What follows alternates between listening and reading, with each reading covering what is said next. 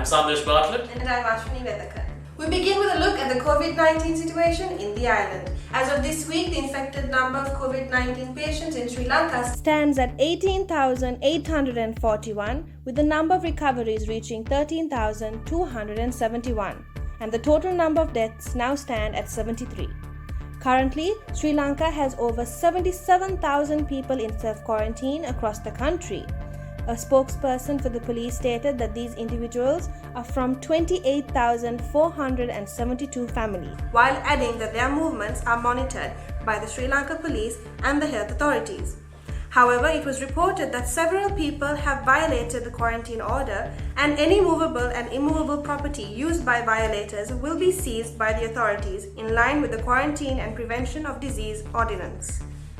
A total of 438 COVID-19 cases are reported from Sri Lankan prisons, of which 12 were prison officers. The State Minister of Prison Reforms and Prisoners Rehabilitation said special attention will be paid to boost immunity among prisoners and prison officers. On Monday, a record 10,713 PCR tests were conducted, with deaths reported from Colombo 2, Colombo 10, Rathmalana, Kirulupana, and the Nematagoda areas, respectively.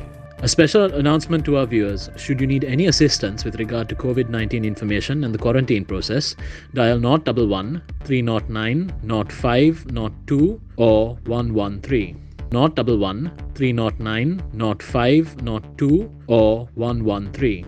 And now for a roundup of local news. The Prime Minister, in his capacity as the Finance Minister, tabled the budget earlier this week in Parliament.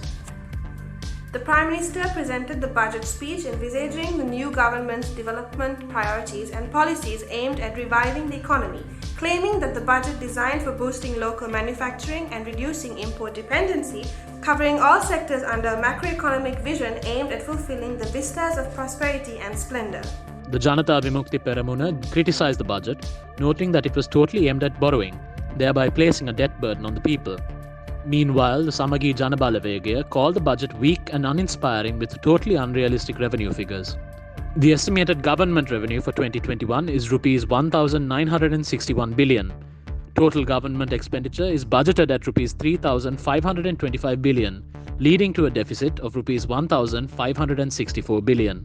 Meanwhile, Dr. Jairuwan Bandara, the Health Ministry spokesperson, stepped down from his post, following a request made by the Health Minister stating that he was informed of this decision by the Minister over the phone. However, the Health Minister told Parliament on Wednesday that Dr. Bandara resigned from the post voluntarily. Lieutenant General Shavendra Silva said the COVID-19 situation in the Western Province does not warrant a second lockdown, with the situation being monitored daily. On a more positive note, for the first time in the history of the Sri Lankan Air Force, 2 female officers were commissioned as pilots of the General Duties Pilot Branch. The SLAF noted that the historic achievement was the culmination of nearly 3 years of intensive training and hard work by the officers. The Indian High Commission congratulated the pilots, noting that both the officers were also trained in the 204th pilot course of the Indian Air Force Academy in Hyderabad from July 2018 to June 2019. Moving on to business news, work on the multi-level second terminal of the Bandaranaike International Airport Will kick off on the 18th of November. The expansion project is funded by Japan with an investment of 107 billion rupees, making this the largest development project carried out by the government.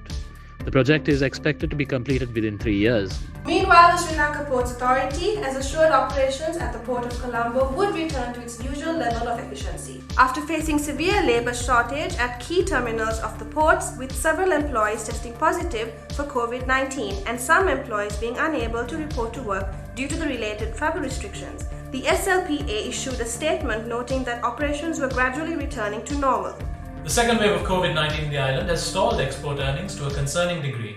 Earnings from merchandise exports fell by 14.9% in October to $831.72 million compared to $977.3 million in October 2019 due to the adverse impact of the second wave of the pandemic that began in October. The Export Development Board chairman said the reduction in exports was concerning, noting the direct impact on manufacturing and export facilities. And in other news, the State Minister of Money, Capital Markets and State Enterprise Reforms told Parliament this week that economic revival was finally visible. The minister made these remarks, noting that many companies increased their profit levels during the second and third quarters as 2020 comes to an end. And now for a roundup of global news. The total number of COVID-19 cases has surpassed 57 million. with the recovered cases being slightly over 39 million. According to a new cost of living report, the world's three most expensive cities are now Hong Kong, Zurich, and Paris. Singapore and Osaka, which were tied for first place with Hong Kong last year, have slipped down the rankings. The Economist Intelligence Unit's annual survey said Singapore's prices fell because of an exodus of foreign workers due to the COVID-19 pandemic. However, most Chinese cities have risen in their rankings as US-Chinese tensions push up prices.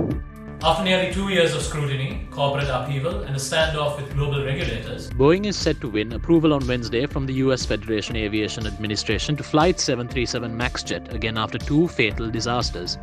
Governments and central banks have promised to shell out $19.5 trillion since the coronavirus erupted to put a floor under the world economy, according to the International Monetary Fund.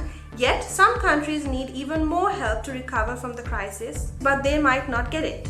Governments have announced nearly $12 trillion in stimulus measures as of September, and central banks have chipped in at least $8 trillion to soften the impact of the pandemic on their economies.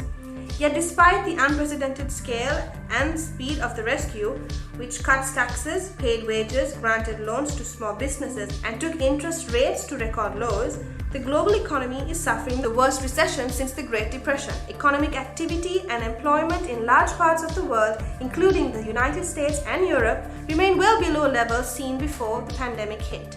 That's all the news we have for you this week. don't forget to follow us on Facebook, Twitter, and subscribe to our YouTube channel. Thank you for watching. Stay safe.